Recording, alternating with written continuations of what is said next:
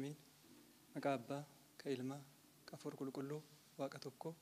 Amin. Kiristoos tansaa ammutaan በአብይ ኃይሎ ስልጣን አሳሮ ለሰይጣን አጋዞ ለአዳም ሰላም ሚእዜስ ከሆነ እሳሃው ሰላም ክርስቶስ ዱአ ከኤ ምናፊ አንጎ ጉዳዳን ሰይጣን ሄደ አዳሚን ፈይሴ ከነ ነገኝ ከነ ወዴ አዱኛ ሁንደረት ነጋፊ ተስገቢን ተኤራ ነጋፍ ጀለተምቶታ ማቲ ዋቀዮ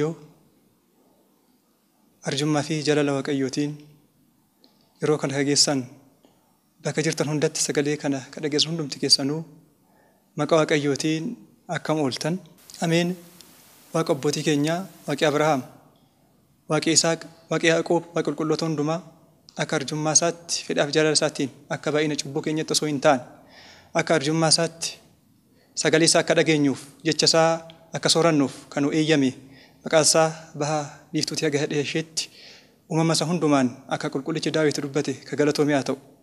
Akkasumas haadha keenya qulqulleetti dubaroo Maariyaam bahi ifaa aduu jireenyaatti hin agarre leemmatiin warqee biddeen jireenyaa irraa nyaanne uumaadhaa gaditti wantoota hundumaa olitti maqaa ishee ka galatoomee kolfaate haa ta'u. Qulqulloonni ergamoonni, qulqulloonni raajoonni, ergamtoonni ka waaqayyo isaan kabaju hundumtuu akka kennaa fi kabaja waaqayyo isaaniif laatetti maqaan isaanii ka galatoomee kolfaate haa ta'u.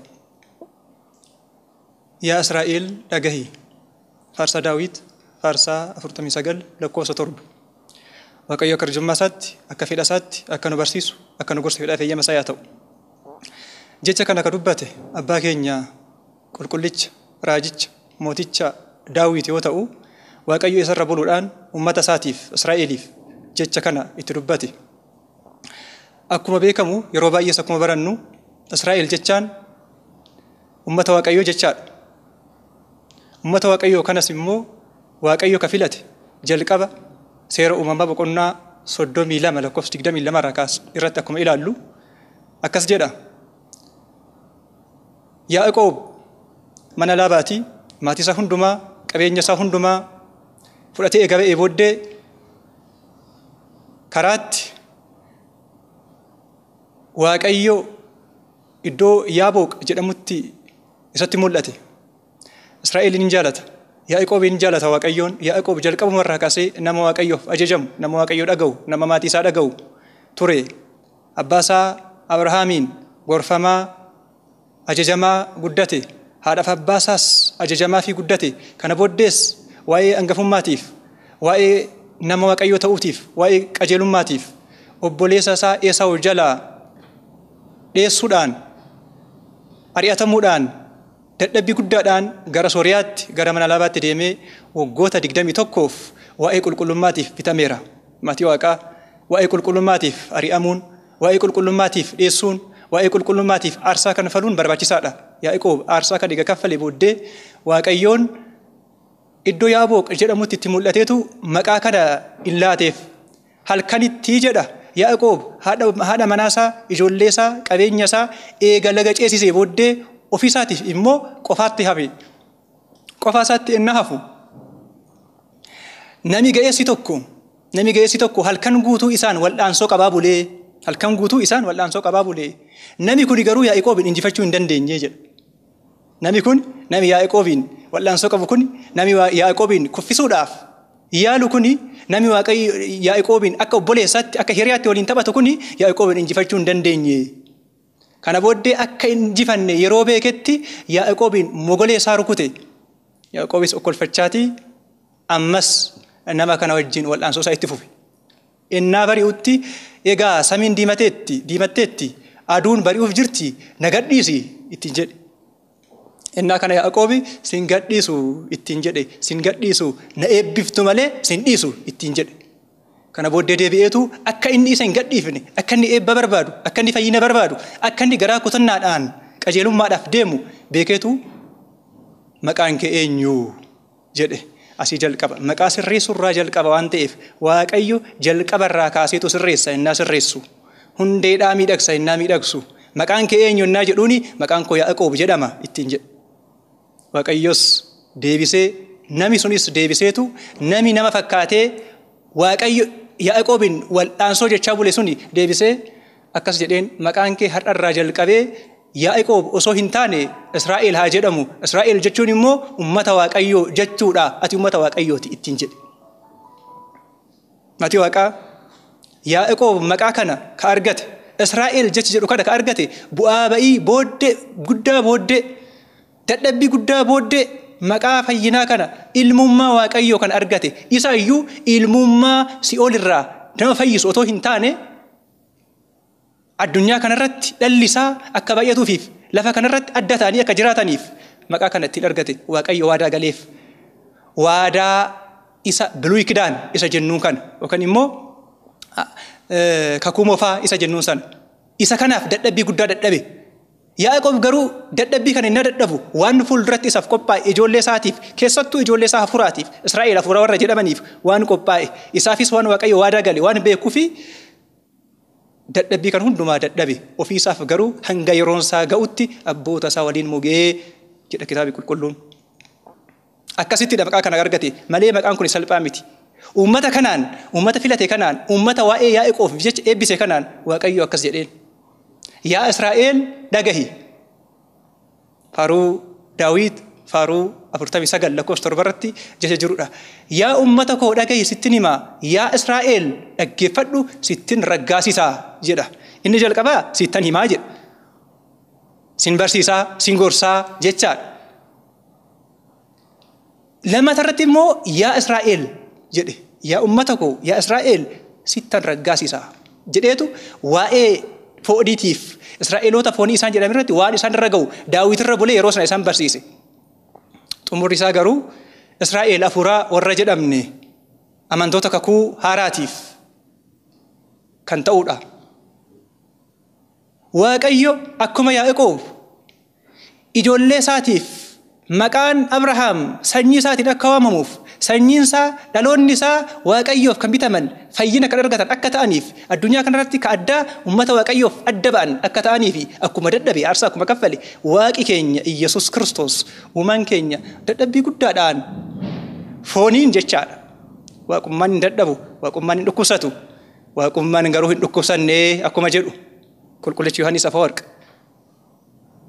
Gooftaan keenya nuuf jecha dadhabbii guddaa dadhabeetu samii irraa bu'eetu ba'aa keenya abaarsa keenya baateetu nuuf jecha fannoo irratti fannifameetu harkii fi miilli isaa waraanameetu du'a isaatiin dhaloota nuuf kenne. Du'a isaatiin dhaloota hafuuraa nuuf kenne. Dhaloota uummanni Israa'el foonii Yaaqoob irraa sanyiidhaan argata sana otoo hin taane dhaloota hafuuraa sanyii Yaaqoobis dhala biraa dhala addunyaa kana jiru dhala Addaam hundumaa tokko taasiseetu Israa'el akka isaan jedhaman ummata Waaqaa akka isaan ta'an ilmaan Waaqaa akka ta'anii fi du'a isaatiin nu argate. Waaqayyoon du'a isaatiin iddoo nuti bannee turreeti iddoo nuti kufnee turreeti nu kaafate nu miidhagfate amantoota isaa ijoollee isaa filatamtoota isaa nu taasifate Waaqayyoon. Egaati amantoonni kakuu haaraa warri maqaa isaatti amanan hundumtuu Israa'eloota hafuuraa jedhamu yookaan ummata Waaqayyoo jedhamu. Israa'el jechaan isa kanadha malee akka kitaaba qulqulluurraa namoonni akkasumatti dubbisanii namoota daangaa lafa murtaa'aa tokko keessa jiraatan sanyii ebeluu warra jedhaman ardii ebeluu keessa warra jiraatan miti. Kakuu moofatti manni kiristaanaa keenya akkuma barsiiftu kitaabi qulqulluunis akkuma dhugaa bahu raajoonnis akkuma dubbatan Israa'el jechuun ummata Waaqayyoo jechaadha. Ummata kanaan egaa Waaqayyoo maal jedheen dhagahii yaa Israa'el dhagahii jedha. Dhagahii nuun jedha maatii Waaqaa dhagahuun barbaachisaadha jecha Waaqayyoo waan Waaqayyo nuuf jedhu waan Waaqayyo nu barsiisu waan Waaqayyo nu gorsu dhaggeeffachuun barbaachisaadha. Nuti Israa'eliidha. Nuti maatii Waaqayyooti. Nuti akka Waaqayyo nu barsiisetti Waaqayyo kan nu bite Waaqayyo du'a isaatiin kan nu argate sanyii keenya kafoonii dhaloota keenya akka Ayhuudoonni warri Iyesuusitti amananii jedha. Nuti Abrahaam irraa dhalanne jedhanii sanyii Abrahaamiin fooniin irraa dhalatan sana lakkaa'anii sanyii foonii hidda foonii lakkaa'anii isa gatii hin qabne isa hin fayyarne sana lakkaa'anii. Waaqayyo garuu akkas jedheen isini otoo sanyii Abrahaam taatanii waan Abrahaam hojjetu waan Abrahaam raawwatu turtanii ittiin jedhe. Kanaafi inni suni sanyii Abrahaamin innumti mataansaa otoo beekanii otoo itti amananii turanii innumti mataansaa Kiristoos sanyii Abrahaam ture. ilma Abrahaam ilma Daawit jedha qulqullichi Maatiyos wangeela isaarratti innaa hidda dhaloota Kiristoos lakkaa'u ilma Abrahaam ilma Daawit jedha. Inni kun nu barbaachaaf sanyii Abrahaam qabatee ka dhufe kun innumti ilma Abrahaam ture. Kana caala garuu dhaloonni nuuf kenne dhaloota foonii isa Abrahaam irraa jarri argatan otoo hin taane yookaan nutis abbootii keenya irraa abbaa keenya jalqabaa isa Addaam irraa fooniin arganne otoo hin taane dhaloota hafuuraa gooftaa keenya Yesuus Kiristoos irraa arganne isa kanadha. Israa'el kan hojjechisiise. Namoonni baay'een yeroo ammaa kanatti dhaloota foonii hidda dhiigaa lakkaa'uudhaan adda foo'insa gargar bahummaa labsuudhaan waan Waaqayyo hin jaalanne waan Waaqayyo hin barbaanne barumsa mana kiristaanaa kan hin taane barumsa kitaaba qulqulluu kan hin taane isa inni tokko taasise inni isa dhiiga isaatiin bite adda bittinneessuudhaaf namoonni yaalan hin jirani. Namoonni dhaloota jalqabaa sanirraa hin baane namoonni lammata hin dhalanne jechaadha. Kanaaf akkas jedha gooftaan keenya Yesuus Kiristoosiin Niqoodimoos ennaa gara isaa dhufetti akkas jedheen yaa barsiisaa ati barsiisa taatee gara lafa kanaatti akka dhufte beekneerra ennaan jedhuni beekuu qoftiin fayyisu yaa Niqoodimoos ittiin jedhe. Amma garuu ka isin barbaachisu ati barsiisa seeraati. Ati barsiisa Israa'eeli garuu ka si barbaachisu barsiisa ta'uu qofa miti. Maaltu si barbaachisa? Lammata dhalachuutu si barbaachisa. Dhaloota hafuuraa dhalachuutu isin barbaachisa. Dhuguma dhugaas niin jedha dhaloota lammataa yoo hin dhalanne mootummaa Waaqayyoo arguu hin dandeessani. Dhaaluu miti arguu hin dandeessani ittiin jedhe. Maatii Waaqaa sanyii lakkaa'uudhaan maatii Waaqaa dhaloota isa jalqabaa dhaloota isa waa'ee hin baafne dhaloota isa foonii lakkaa'uudhaan namni hin fayyu. Isa kanadha waan badaa waan hamaa sammuu hamaadhaaf dabarsee uummata baay'ee ka kenne. Isaanis Waaqayyoof ajajamuu diduudhaan innaa jabaatanitti Waaqayyoo yaada hamaadhaaf dabarsee isaan kennee ittiin jedha. Yaada hamaa akka yaadnuuf yaada badaa akka yaadnuuf gargar bahummaa akka yaadnuuf Waaqayyoo dabarsee akka nu kenneefi sanyii lakkaa'uurraa keessattuu sanyii foonii lakkaa'uurraa of eeggachuun barbaachisaadha. Maatii Waaqaa isa kana ofirraa of eeggachuun barbaachisaadha. Akkas jedha manni kiristaanaa innaa barsiiftu ummata ishee hundumaa na barsiiftu tokko taasifteetu ka bahaa ka dhihaa ka gamaa ka gamanaa otoo hin jedhini ijoollee koo jetteetu barsiifti. Kitaabii qulqulluu isa akkas jedha yaa ijoollee kottaa Waaqayyo sodaachuun isin barsiisa. Waaqayyoon dhagahaa Waaqayyotti araaramaa Waaqayyoorraa baradhaa. Waan Waaqayyo mana kiristaanaatiif laate Waaqayyo mataa ishee waan ta'eefi waan Waaqayyoorraa argatte manni kiristaanaa maatii isheetiif hin barsiifti. Inni barumsi kun immoo barumsa dhala namaa hundumaaf kenname warra isatti amane hundumaaf ka kennameedha. Fayyina itti kennameedha. Barumsa fayyinaati. Akkas jedha innis Waaqayyo addunyaa dura mootii ture. Innis handhuura lafaatti fayyina raawwatee jedha. Innis handhuura lafaatti maal raawwate? Fayyina raawwate. Eessatti handhuura lafaatti? Addunyaa dura inni mootii ture. Otoo addunyaan kun sabi Eebelu jedhamu, gosti Eebelu jedhamu, qooqi Eebelu jedhamu, ardiin Eebelu jedhamu otoo hin uumamin dura Waaqayyo mootii ture. Inni immoo eega addunyaan kun uumame addunyaa warra Waaqayyo hin beeknee fi uummata Waaqayyo jedhaman sana tokko taasisuudhaaf handhuura lafaatti fayyina raawwate. Dhaloota lammataa kenneef du'a isaati. Isaan kan ammoo namoonni adda baasuudhaaf addunyaan kiyyoo ishee diriirsiteetu namoota ishee ergatteetu lallaba manni kiristaanaa hin lallabne namoonni lallabanii ergamtoonni manni kiristaanaa kan hin ergine hin jirani. Kanaaf akkas jedha Waaqayyo yaa Israa'el dhagahi ka jedhe isa kanaafi. Maal jedhe? Yaa Israa'el dhagahi ani isin barsiisa ani isin gorsa na hin goyyomsini na hin sobini na dhaggeeffadhu waan ani isin jedhe raawwadhu. Ani sirra harka keerraa nyaata hin barbaadu. Ani harka keerraa dhugaatii hin barbaadu. Yoon beela'e sitti himu mana keetii hoolaa sa'a goromsa eefan hin nyaadhu. Ani yoon beela'e yoon dheebodhe lubbu qabeeyyoonni hundumtuu ka tulluu dhedheerarra gaara gurguddaarra warri jirani ankoo miti yoon beela'e sittan himaa miti na dhagahii seera koo raawwadhu na galateeffadhu dhugaadhaan na duuka bu'i laphee kee guutuudhaan onnee kee guutuudhaan na jaalladhu na hordofii jecha dhagahii jechaan dhaguun barbaachisaadha. Wal dhaguun barbaachisaadha. Mana kiristaanaa dhaggeeffachuun barbaachisaadha. Waan manni kiristaanaa jette manni kiristaanaa ka Waaqayyooti. Waan Waaqayyo isheedhaan jedhe uummata isheetiif dabarsiti dhaloota isheetiif dabarsiti. Waan Waaqayyo jedhe immoo dhaggeeffachuun barbaachisaadha. Harka isaatii baanaan isaaf ajajamuu dhiisanaani fayyinni hin jiru maatii Waaqaa. Manni kiristaanaa immoo akkas jette.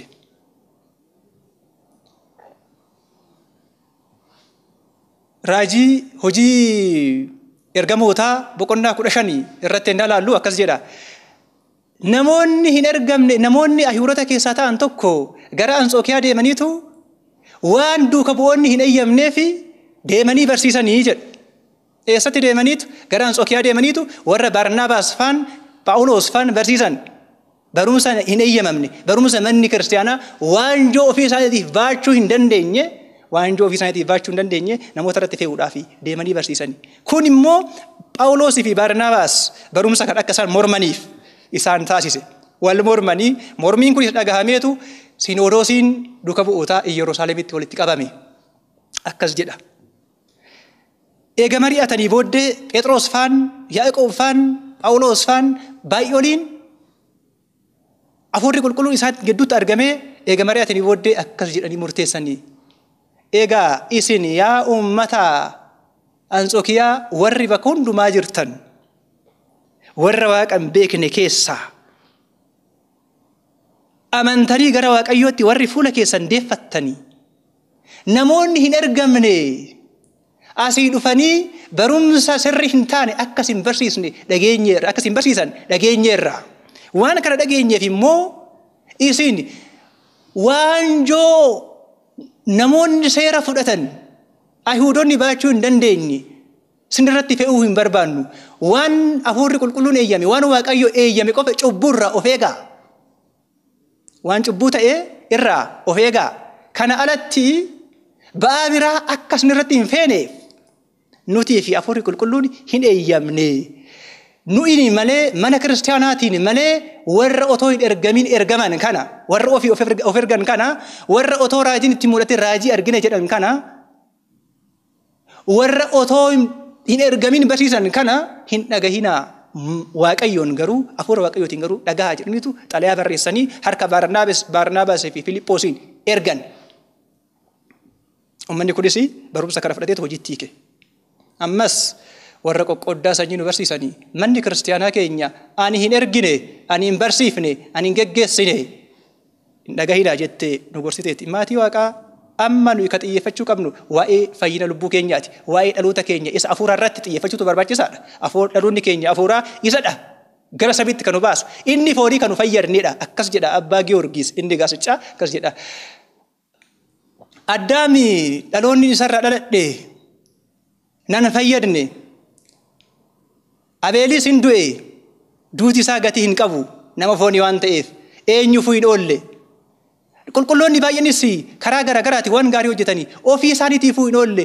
Garuu dhaloonni inni lammataa ilmi kee kan nu kenne ilmi kee abbaa isaarraa haadha malee lammata immoo haadha isaarraa abbaa malee inni dhalate suni ilmummaan inni nuuf kenne gara mootummaa Waaqayyootti akka baanuuf mirga isaa akka teenyu akka dhaabannuuf mootummaa isaa akka dhaalluuf isatu gatii nuuf ta'ee dhaloota hafuura kana inni kun waa'ee hin baasne waan waa'ee hin baasneef namoonni barbaachisaa miti. Kanatti dabalatee immoo waa'ee dhimma yeroo kana wal qabatu ilaalchise keessattuu sababa cubbuu keenyaatiif sababa badii keenyaatiif sababa adda bahuu keenyaatiif sababa dhiiga qulqulluu dhangalaasuu keenyaatiif addunyaan kun waan cubbuu hojjettee fi Waaqayyo akka hirriba keessaa dammaqnuu fi karaa adda addaatiin nu barsiisa. Keessattuu dhibee amma dhufe kanaani vaayirasii amma dhufe kanaani uummata Waaqayyo dammaqsaa jira. Ati kan rafte dammaqii du'a keessaas ka'i Kiristoos siif ibsaa jira. Akka hirribaa kaanuuf kuni ka dhufe akka dammaqnuuf akka gaabbii galluuf akka fayyinuuf Waaqayyoon akka beeknuuf malee badiidhaaf miti. Israa'el namni ta'e immoo isa kana hin sodaatu. Israa'el uummanni Waaqayyoo warri Waaqayyoo irraa dhalatanii hin sodaatanii Waaqayyootti amanan waan ta'eef.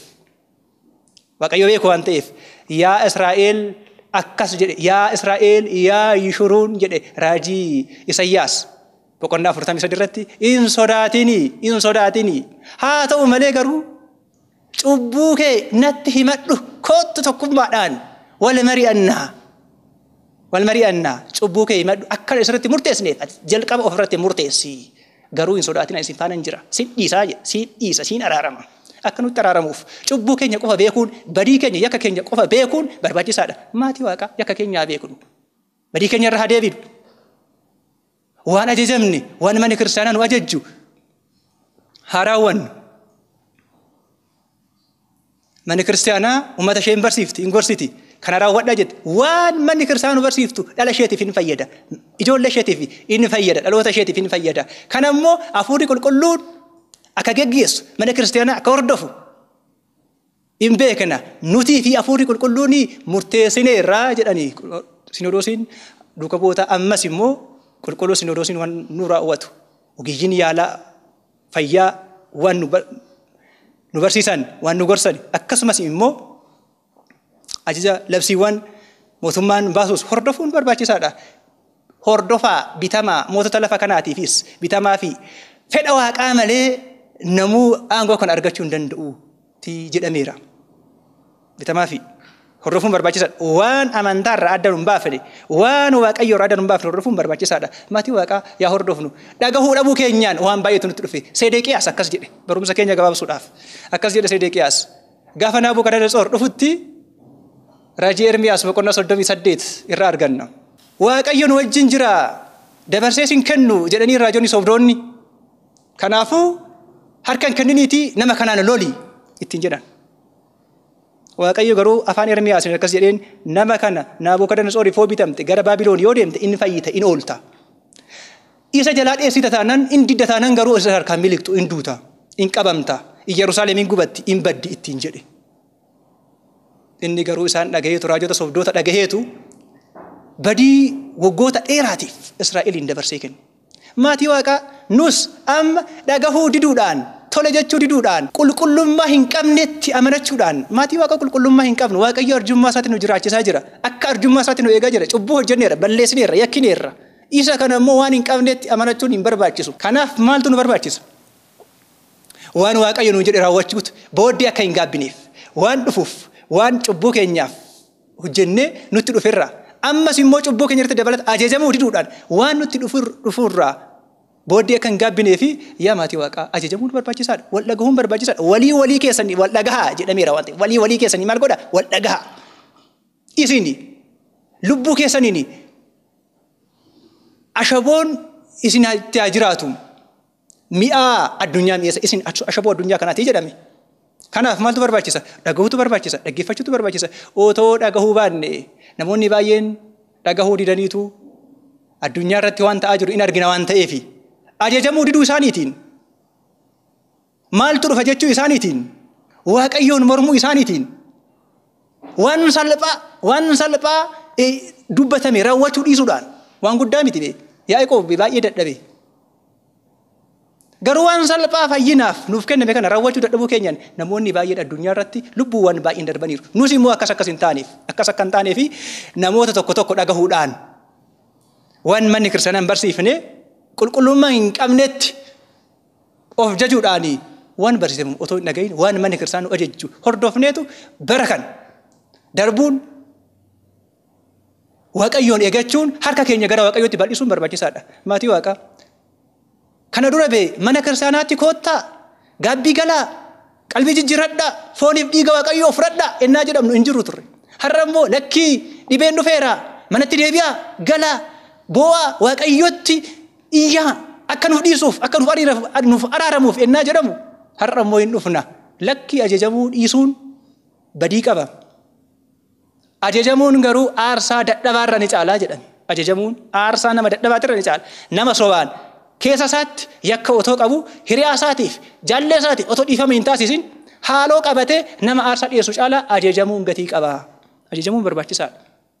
Kan ajajamnuuf immoo waaqayyoodhaaf kan isin dhagahu ana dhagaha jedhameera waan ta'eef maatii waaqaa dhageenyu haa araaramnu. Akkas jedha raajii Ermiyaas boqonnaa 5:30 irratti raajonni keessan raajii sobaa dubbatanii luboonnis isaan hordofanii uummanni koos isa kana jaallata waan hin qabnetti abdachuu waan hin hojjenne eegachuu waan hin fannifne barbaadu gallee mana keenya teenyee waaqayyo hin kadhanne garuu fayyina barbaanna. Dhumarratti hoo maal gootu jedha booddee irratti hoo maal gootu waan goonu akka hin dhabneef waaqayyos nu eegee nu barbaadee nu dammaqsuudhaaf deddeebi'ee balbala keenya rukutee ennaa dhabe